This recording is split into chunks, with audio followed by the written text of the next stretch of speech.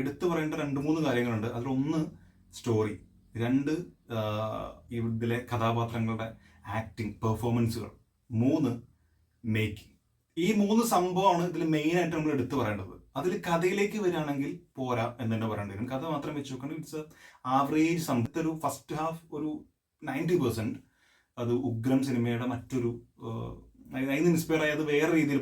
പ്രകടനങ്ങളിലേക്ക് വരുമ്പോൾ ഒരുപാട് കഥാപാത്രങ്ങളുണ്ട്. പക്ഷേ നമ്മുടെ കണ്ണിൽ നിൽക്കുന്നത് രണ്ട് കഥാപാത്രങ്ങളാണ്. ഒന്ന് പൃഥ്വിരാജ് ചെയ്തിട്ടുള്ള വരദരാജ മന്നാർ എന്ന് പറയുന്ന ഒരു ശക്തമായിട്ടുള്ള അതും പവർഫുൾ ആയിട്ടുള്ള ഒരു കഥാപാത്രം.